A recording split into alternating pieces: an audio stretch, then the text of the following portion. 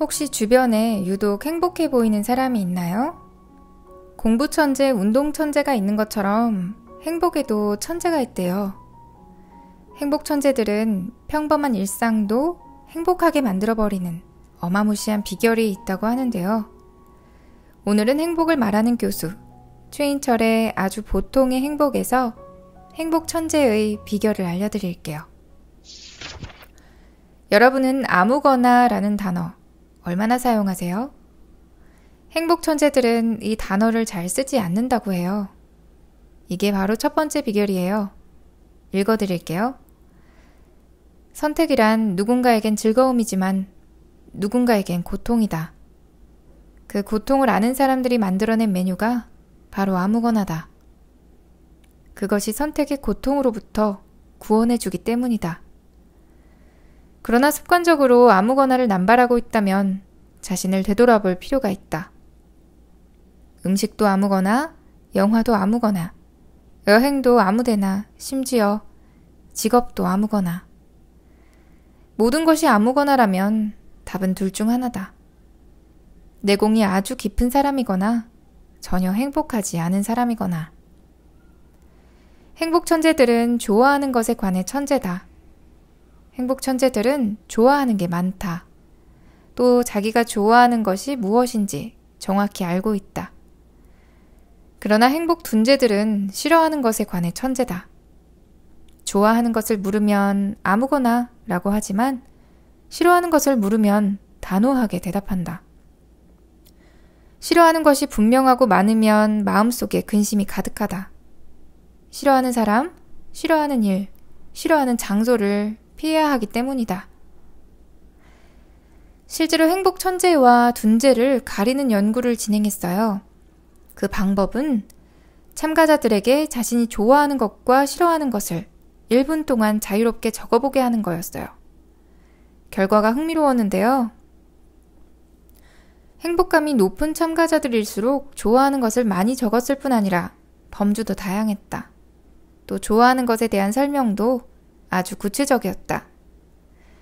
예를 들어 행복감이 낮은 참가자들이 음악 듣기를 좋아한다고 적었다면 행복감이 높은 참가자들은 한적한 버스나 기차에서 노래 들으며 책 읽기를 좋아한다고 적는 식이었다. 또 행복감이 높은 참가자들은 좋아하는 걸 적는 일이 어렵지 않다고 했다. 반면 행복감이 낮은 참가자들은 좋아하는 것을 적는 일을 매우 어려워했다. 다른 사람도 아니고 자기 자신이 좋아하는 것을 적게 했는데도 말이다. 이제 우리는 지능이 뛰어난 천재들만 길러낼 것이 아니라 좋아하는 것의 천재들을 길러내야 한다. 좋아하는 것과 싫어하는 것에 대한 선호는 선천적이기도 하지만 다분히 후천적이다. 좋아하는 것이 많은 사람과 어울리면 좋아하는 것들이 많아진다. 좋아하는 것이 무엇인지 묻는 사회에서 살면 좋아하는 것들이 명확해진다. 제가 좋아하는 것들을 1분 동안 적어봤어요. 근데 생각보단 쉽지 않더라고요. 저의 행복지수가 그리 높지는 않나 봅니다. 하지만 저자가 말했듯이 행복 천재는 후천적으로 길러진다고 하니까 앞으로 저 자신, 가족, 소중한 사람들한테 좋아하는 게 뭔지 계속 물어가는 삶을 살려고 합니다. 평소에 자신과 주변 사람들이 뭘 좋아하는지 알고 있다면 특별한 날이 아니어도 평범한 날에 소소한 선물을 통해서 행복지수를 높일 수 있지 않을까요? 여러분들도 시간을 내서 여러분이 좋아하는 게 뭔지 적어보세요. 어느 날 문득 여유 시간이 생겼을 때 곧바로 내가 좋아하는 일들을 한다면 더할 나위 없이 행복한 시간들을 후회 없이 보낼 수 있을 거예요. 행복 천재들의 두 번째 비결은 바로 간섭하지 않는 것입니다. 책에서는 다음과 같이 말합니다. 행복 천재들은 간섭이라는 바이러스가 없는 무균의 라이프 스타일을 추구하는 사람들이다. 그들은 간섭받지 않을 뿐 아니라 타인을 간섭하지도 않는다. 조언이라는 이름으로 타인의 길을 꺾는 쓴소리를 하지 않는다. 몸에 좋은 이야기, 입에 쓰다는 비유를 들어 부당한 참견을 정당화하지 않는다. 어른으로서 한마디 하라는 전통의식에도 동참하지 않는다. 굳이 한마디 해야 한다면 그저 축하하고 격려하고 감사해야 한다. 반면 행복 둔지들은 빈번한 간섭을 통해 스스로를 억압한다. 간섭을 정당화하기 위해 타인의 삶에 집중한다. 자기가 옳다는 것을 증명하기 위해 타인의 실수와 실패와 단점을 찾는 데 몰두한다. 하지만 간섭하기는 행복에 불리하다.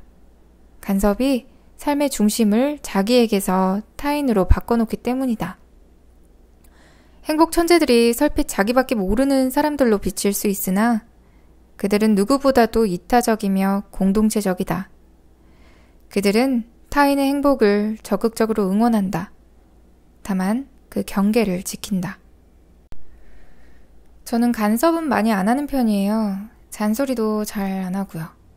근데 저랑 같이 사는 짝꿍은 그걸 처음에 좀 서운해 하더라고요. 간섭이 관심의 표현이랄까요? 그런데 시간이 흐르고 지금은 제 이런 성격에 아주 만족해하는 중입니다. 사실 제가 간섭이나 잔소리를 하지 않는 건 제가 대인배여서가 아니라 그만큼 저 자신한테 집중하고 제가 해야 할 일만 해도 벅찬데 거기다가 남의 삶을 기웃거리면서 참견하고 또 간섭하고 할 틈이 없더라고요. 생각만 해도 피곤한 일 같아요. 근데 책에서도 말을 하고 있어요.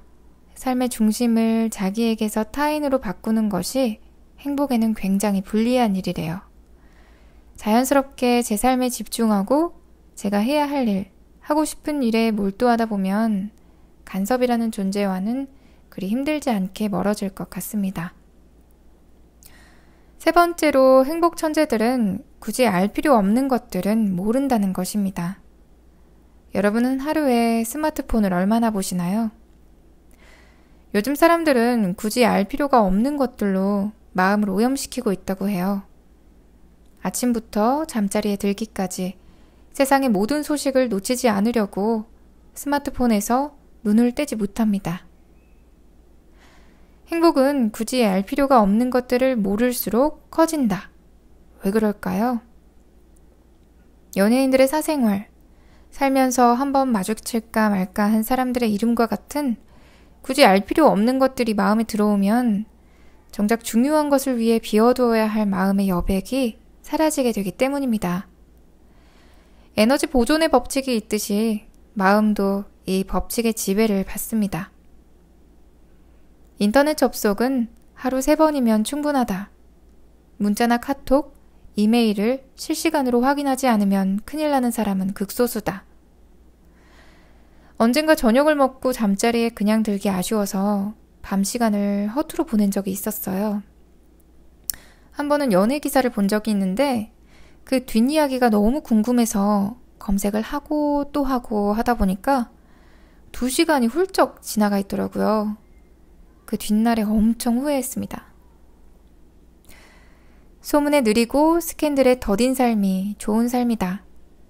모두가 실시간성에 집착할 때 한 박자 늦는 사람이 되기로 결심해야 한다. 습관적으로 스마트폰을 켜는 행위에 반기를 들어야 한다. 많이 반성했습니다. 예전에 동료들이나 친구들 모임에서 어떤 스캔들을 듣고 있을 때 모르면 창피하기도 하고 또 뒤처지는 것 같았는데 다음을 읽어보니까 그렇지도 않더라고요. 끊임없이 접속하느라 분주한 것 같지만 실은 게으른 것이오. 적극적으로 세상을 탐색하는 것 같지만 실은 단 한 발짝도 세상을 향해 나아가지 않는 나태다. 굳이 알 필요가 없는 것들에 대한 무관심이야말로 세상에 대한 가장 적극적인 관심이다. 행복 천재들의 또 하나의 비밀병기다. 이제부터 누군가 이걸 몰랐어? 라고 물으면 우리 앞으로 이렇게 대답해봐요. 제가 그런 것까지 어떻게 알겠어요. 하하. 하고 웃어 넘겨버리자고요. 마지막 4번째. 행복 천재들은 오해를 하지 않는다는 것입니다. 제가 이 4번째 비결을 삶에 적용해보니까 인간관계에 정말 많은 도움이 됐어요. 삶의 전반적인 행복 지수를 높이고 싶거나 인간관계에 대한 걱정이나 두려움이 많으신 분들은 꼭 잘 들어보시길 바랍니다. 행복 천재들은 오해하지 않는다. 오해를 습관적으로 하는 사람들과 지낸다는 건 매우 피곤한 일이다. 그들은 끊임없이 우리의 선의를 의심한다. 모든 행동에 대해 일일이 설명해 줄 것을 요구한다. 물론 설명해줘도 믿지 않는다. 우리의 감정은 그들로 인해 혹사당하기 일쑤다. 지옥도 그런 지옥이 없다.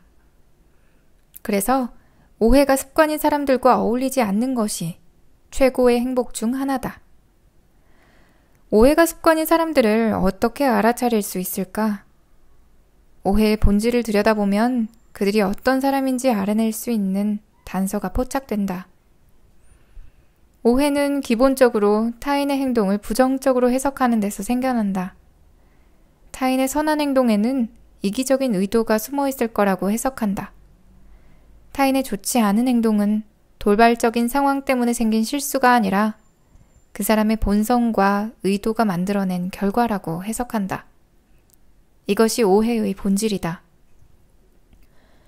오해의 또 하나의 본질은 타인에 대한 적대감이다. 오해가 습관인 사람들은 세상을 만인 대 만인의 투쟁이라고 본다. 극히 일부 사람들을 제외하고는 세상에 믿을 사람이 없다고 생각한다. 결국 습관적으로 오해하는 사람들은 습관적으로 불행한 사람들이다. 심리학 연구에 따르면 행복한 사람이 그렇지 않은 사람에 비해 타인을 평가할 때 관대하다. 이들은 타인의 행동을 가급적 긍정적으로 해석한다. 예를 들어 누군가가 자신에게 도움을 요청하면 정말 그 도움이 절실하게 필요한 상황일 거라고 생각한다. 반면에 행복하지 않은 사람은 자신을 착취한다거나 자신을 호구로 본다고 의심한다. 누군가가 자신에게 선의를 베풀면 행복한 사람은 그 마음을 고마워하지만 행복하지 않은 사람은 상대방을 경계하거나 의심한다.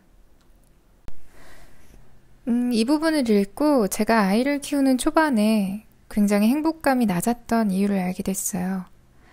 사실 신생아를 키울 때는 몸이 많이 힘들잖아요.